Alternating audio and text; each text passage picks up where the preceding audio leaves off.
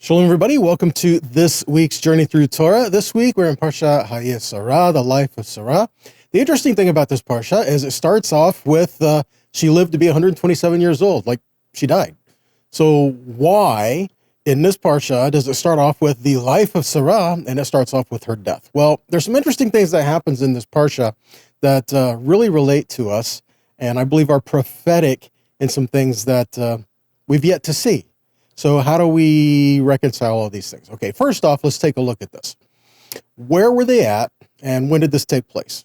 Well, again, this took place after the story of the binding of Isaac, and so many speculate that when Sarah had heard what had happened, where Avraham took his son and what his intentions were, that she died.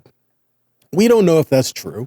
It's just speculation because Avraham, which I'll point out here in a minute, he was set up in Hebron, but why wasn't he there? Okay, so the speculation is, why wasn't he there? Because he was away with the binding of Yitzhak, and then he returned. So let's take a look at this. In Genesis 23, 1 and 2, it says, Sarah lived to be 127 years old. These were the years of Sarah's life. Sarah died in Kiryat Arba, known as Hebron, and in the land of Canaan, and Avraham came to mourn Sarah and to weep for her. So there's some interesting things that happens here that takes place in his talking to the people of the area and wanting to purchase this land.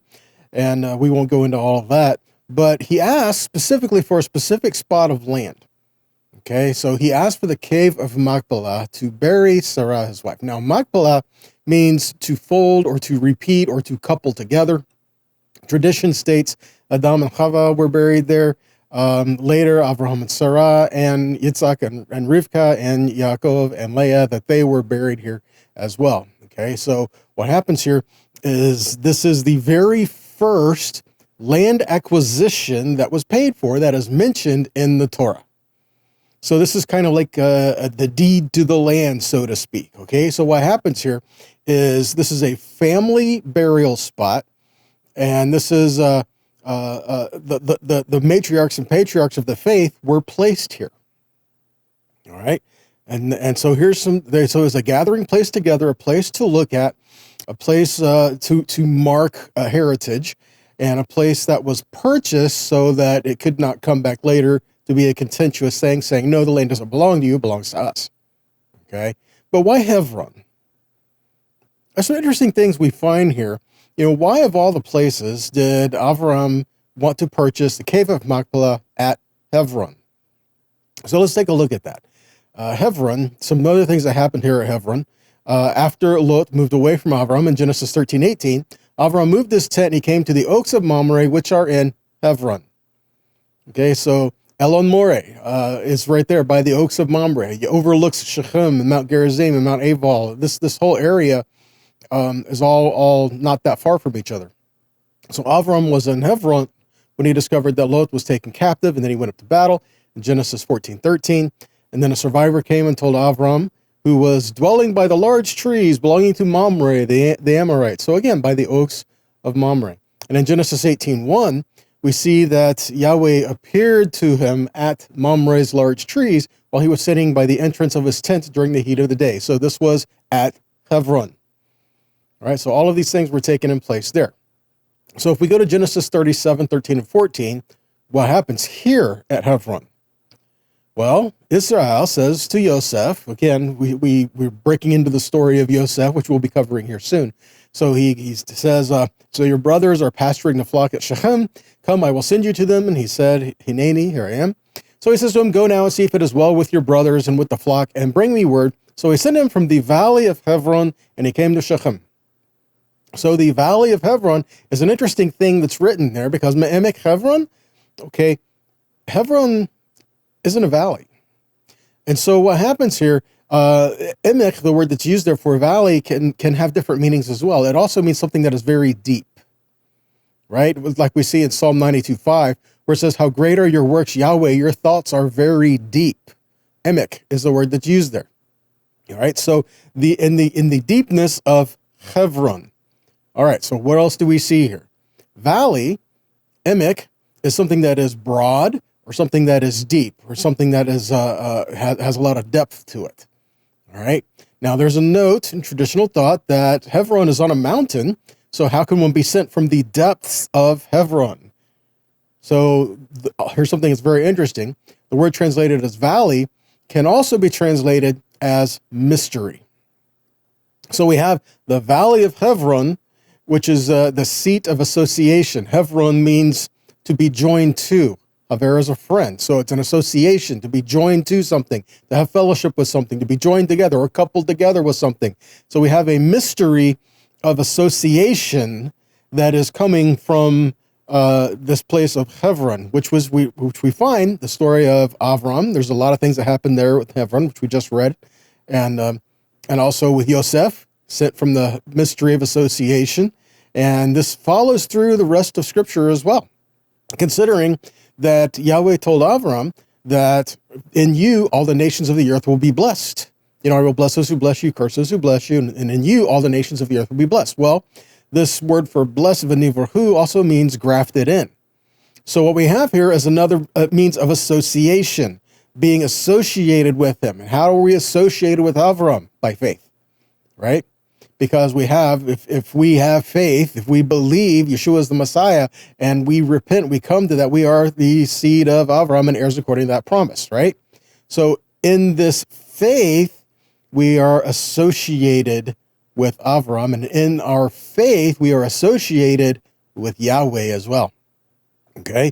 And in this, we learn about covenant, where our covenant is not just with Yahweh. Our covenant is whomever Yahweh is in covenant with. Covenant is further reaching than one generation. And so we see this being continued. Our association with Yahweh means we are associated with whoever he is associated with, right? If we say Avraham was a friend of God, so are we, and so are others. And so we have to have this combining together in all of this, which is what we see in the prophecy of the sticks and the bones. Ezekiel 37:16, it says, take one stick and write on it, for Judah and the children of Israel, his companions. Well, what's written here is LeYehuda Livnei Israel Chavrav. So this word is to Judah and the sons of Israel joined with him, or associated with him. And then we read on another stick, for Yosef, the stick of Ephraim, and for all the house of Israel, his companions. Again, Havrav is the word that's used there. And so all of those associated with him. And the idea behind this is not to remain separate. The idea behind this is that we come close enough together where Yahweh can make us one in him. So it starts with acknowledging our association with Yahweh and with others. Okay, which brings about the question, it's important what we are associated to. Who are we joining ourselves to? Who are we joining ourselves with? Right? It's important that we acknowledge that. Psalm 119:63 says, I am a companion of all of them that fear you and of them that keep your precepts. It doesn't say of all those that I agree with or do everything perfect. None of us are. But if our goal is to please Yahweh and walk with him, then we need to find ways where we can walk together and be companions or associated together with each other in that. Proverbs 28:24 says, who robs his father or his mother and says it is no transgression, the same as the companion of a destroyer. So again, who is our companion? Who are we associated with? Ultimately, yes, we are in association with Yeshua, which brings us into a place of covenant. But here and now, who else are we joining ourselves to? Ecclesiastes 4:9 and 10 says, two are better than one because they have a good reward for their labor. For if they fall, one will lift up his fellow. That word fellow is chavro. So it's the same word that's used there. So again, the companions that we are associated, we're walking together. So that if we fall, we have someone to help catch us and help lift us up, right? It says, so woe to him that is alone when he falls, for he has not another to help him up. And in Galatians 3:26-29, it says, in union with the Messiah, you are all children of God through trusting faithfulness. Because as many of you were immersed into the Messiah, have clothed yourselves with Messiah, in whom there is neither Jew nor Gentile, neither slave or freeman, neither male or female, nor for in union with Messiah Yeshua, you are all one. And also, if you belong to the Messiah, you are the seed of Avraham and heirs according to the promise. So in faith, we are joined to or associated with Yeshua, But in the same, we are joint heirs with him, but joint heirs with whomever is also associated with him. We see in Ephesians 3:6, where it says that in union with the Messiah and through the good news, the Gentiles, the nations, were to be joint heirs, a joint body, and joint sharers with the Jews in what God has promised. So again, Ephesians 2 talks about this, who we were removed from the covenant of promise. We didn't have any hope because we were without God, and we didn't have any idea on how to serve him. We had no idea what covenant with him was, but now in Messiah Yeshua, we were far off, are now brought near to what? Near to the Commonwealth of Israel, near to the covenants that embody promises, near to hope, and all of these things walking together, okay? So all this going back to Hebron and a mystery of Hebron that is there and joined to or being associated with. So again, why did he insist on purchasing the land? If you take in consideration that Psalm 24:1 says, the earth is Yahweh's and all its fullness. We see in Psalm 115:16, it says he has given the earth to the children of Adam. So why purchase it? Again, so that there can be no dispute in days to come who owns the land. Because this mystery of association, there's a place to look back and a marker to be able to say what or whom we are associated to or with. Okay, so this is what was happening there. So after she passed, the story doesn't stop there in this portion. What happens next is Avraham wants to find a bride for Yitzhak.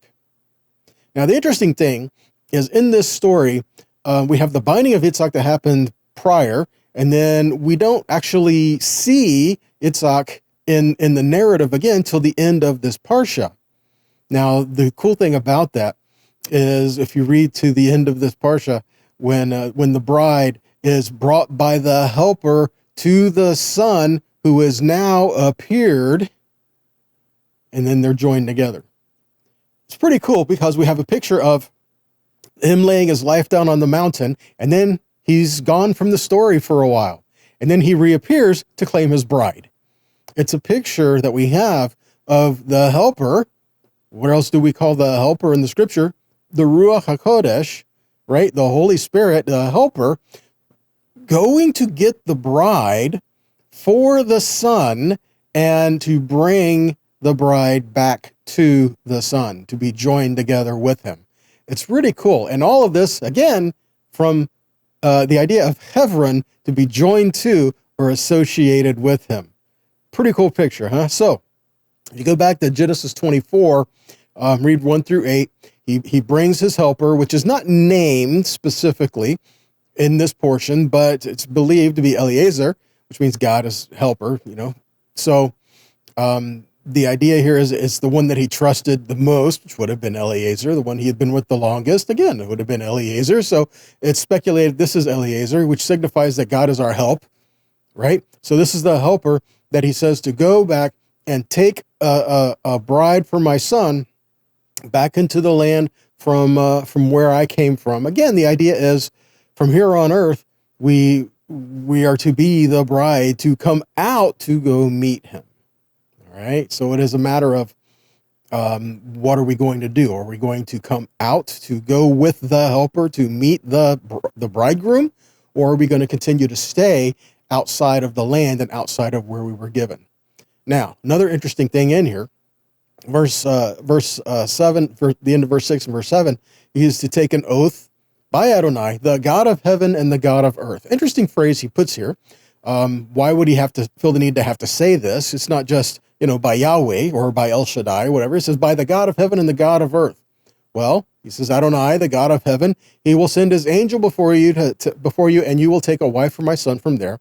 And if the woman is not willing to follow after you, then you will be free from this oath of mine. Nevertheless, you must not return my son there. So the idea is he's going to get the bride, and the God of heaven and the God of earth will see to it that it happens. Again, why put it this way? Well, here's one of the idea, because Yahweh created all things and rules over all things, right? While he is the Elohim of the heavens, he is still Elohim over the earth. He is not too far removed where he cannot help us, okay? He is the one who created everything. He is the one who is the furthest away, but he is also the one who is right here with us. the God of the heavens and God of the earth. So he is not too big to help you. He is here with us. And another example of this is Solomon. When he was dedicating the temple, Solomon's prayer, he says, hear from heaven, it's used twice, and hear from heaven is used 6 other times, and other similar expressions, other different ways of saying it. The idea is for Yahweh to remain enthroned in heaven, continue to have his rule there, but he has no contact or rule here on earth. No, he rules in heaven, he rules in all authority, but as such as he is there, he also is right here with us.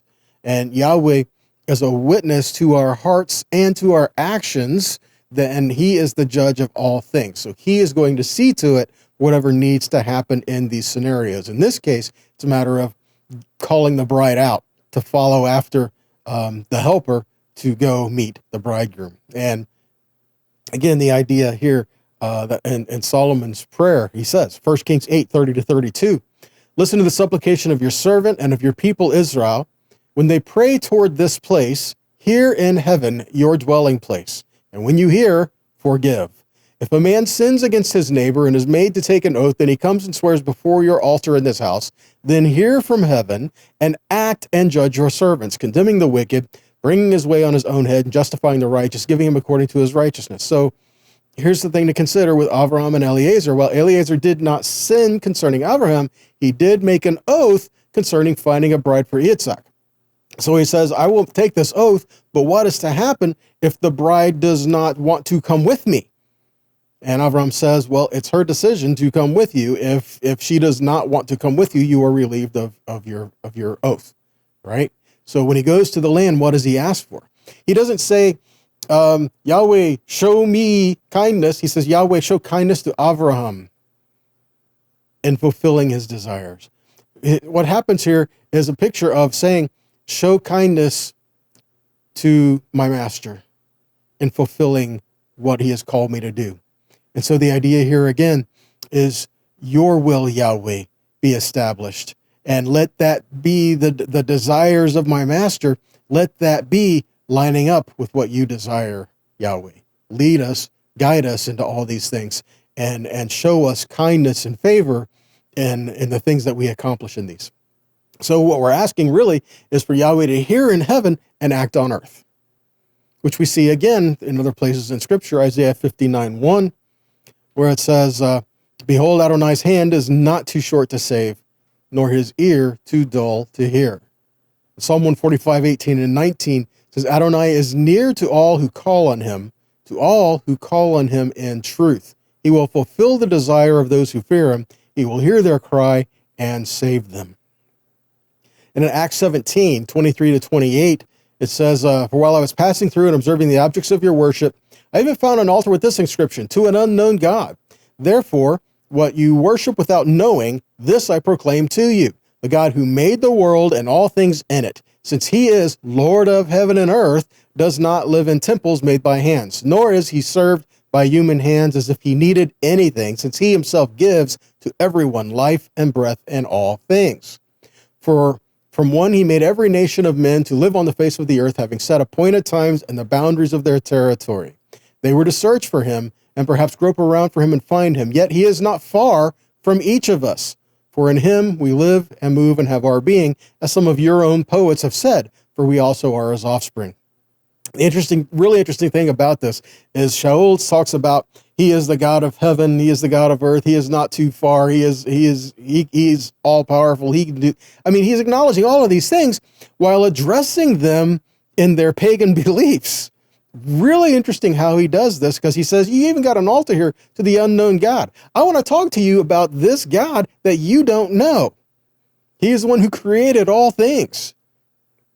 He didn't say this altar here. He says you're worshiping an unknown God. I'm going to tell you about this God. He didn't say to continue to worship this altar, but he used their understanding of where they were at to be able to give them explanations of who Yahweh is and what he desires for them.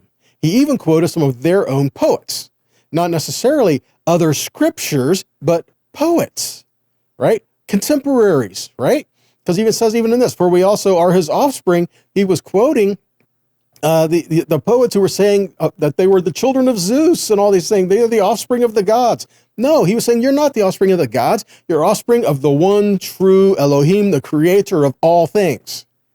And it's not Zeus. It's this unknown God who you acknowledge. You don't know him, but you know he's there. And so he was meeting them where they were at to explain who Yahweh is. And in that saying, he's not so far away. He's right here with us in the midst of us. And then, so back to this story, Eliezer said, Yahweh will go before you. Or Avraham told Eliezer, Yahweh will go before you. So what happens when Yahweh goes before you? Whatever he wants, right? He says he will send his angel before you and you will take a wife for my son from there. When Yahweh goes before you, which he promised he would do, all we have to do is follow him, walk in his ways, and he will fulfill the things that he has called to happen there. We see some other examples. Isaiah 45, 1-3. Thus says Adonai to Koresh, his anointed, whom his right hand he has grasped, so that he subdues nations before him and strips kings of their robes, so that doors open in front of him and no gates are barred. I will go ahead of you, leveling the hills, shattering the bronze gates, smashing the iron bars. I will give you treasures hoarded in the dark, secret riches hidden away, so that you will know that I, Adonai, calling you by your name, am the God of Israel. Yahweh is saying, I will go before you so that you will know who I am. Not so that you will see how great you are. No, he says, I go before you so you will see who I am. So when Yahweh is doing these things in our life that we think is impossible, he's doing it so that we will acknowledge who he is. Even things that we cannot do. We're doing it and we testify of the goodness of Yahweh because he is the one who does it, right? We see also in Exodus 23:20, where Yahweh told Israel, I am sending an angel ahead of you to guard you on the way and bring you to the place that I have prepared. Guys, why would it be any different? As he's told many people before throughout the scriptures that he goes ahead of them, he goes in front of them, he goes before them to make the way. Yahweh will make the way. Okay? We need to continue to follow. We even see in Deuteronomy 31:8, it says, but Adonai, it is he who will go ahead of you. He will be with you. He will neither fail you nor abandon you, so don't be afraid or downhearted. For following him, and if we are walking with him, then he will see to it that he will accomplish everything that he said he would do. We can trust those promises. Genesis 24, 1-8, we go back and read that story. Verse 8 is what I'm emphasizing here. It says, if the woman is not willing to follow after you, then you will be free from this oath of mine. Nevertheless, you must not return my son from there. The idea here is no going back to the past. From this point, it is only into the future, okay? We have a choice if we're going to move forward and follow Yahweh or not. We have a choice of what we're going to do when Yahweh calls us to do it. Even in this idea, right? He goes and he says to the one who shows kindness by giving water to my camels and myself, and this is the one who will be chosen. And that's what she does. She says, you need a drink? Okay, here, let me give you some water. And by the way, your camels look thirsty too. Let me get some water for your camels. Would have been a lot of water, guys, okay? So all of this showing kindness. And so he tells her why he's there and what his intentions are. And then they go back and Laban, Laban, man, he was quite a character, wasn't he? So here he sees, okay, so this is to be the bride, and she's adorned with these gifts that was given to her by the helper, and he sees these gifts and is like, wow. And he turns to Eliezer and says, you anointed man of God, come to my house, right? Can't help but think, knowing Laban's character, he just was out for some kind of benefit. Okay, he just wanted what he could get from this guy. Even down to where he says, okay, so you say you have to leave and you got to return to take her to go see the bridegroom. Let her stay here for a while longer. Let her tarry here for a while and kind of help us out here for a longer. Give us the dowry, though. Give us these things so that we can have these riches and have these things. And Eliezer says, no, let's ask her if she wants to go or not. She says, I'll go. She didn't want to stay in that place where she was. She was to go meet the bridegroom. And so understanding that she went with the helper to meet the bridegroom. And that's our responsibility. That's our call today. Even in that, we are to go with the helper to follow and meet the bridegroom. He's calling us into a place of relationship and to leave the old ways, to leave the old things, and to walk with him in something new that he is establishing. Luke 10:23 and 24, Yeshua turns to his disciples and he says, "Blessed are the eyes that see what you see. For I tell you, many prophets and kings desired to see what you are seeing, yet did not see, and to hear what you were seeing, and yet they did not hear." He says, "Blessed are you because you see what many have desired to see, and they haven't." Okay? How about you? He said, "Blessed are those who have not seen and believed." John 20:29, Yeshua says, "Because you have seen me, have you believed? Blessed are the ones who have not seen and have believed." What does it tell us? 2 Corinthians 5:7, we walk by faith, not by sight. That's what we're looking at here. We need to have the faith that Yahweh has called us to follow after him, to go meet our bridegroom, who we haven't even seen, but we know what he has done for us. We know what he has established, the dowry that he has paid. He paid the price that we could not, and he has given gifts to the bride, and he's calling us to come and to dwell with him and to be with him and live in his kingdom. Yes, not just in a day to come, but how about here now? Yeshua is calling us to walk in his kingdom, to live with him in his ways here on this earth. We can only do that if we are willing to forget the past life and dwell in what he has called us to. Old things have passed away. All things are now new. And this is the life that he is calling us to. Okay. Well, guys, that's all I have for you today on this one. I pray this has been a blessing to you and encouraged you, maybe challenged you a little bit too. That is the idea, right? And if this has been a blessing to you, then I ask you to share them, okay? Whatever avenue you watch or you listen to these teachings, please help share them and help get them out there so that others can hear it as well. If it's blessed you, it's going to bless somebody else too, right? So please share them, help get them out there. And if this has been a blessing to you, then please consider making a donation to help us keep these online, to help us keep these going out there, being made, produced, and put on the platforms they need to be on, okay? So with that, guys, until next time, be blessed and be a blessing. Shalom.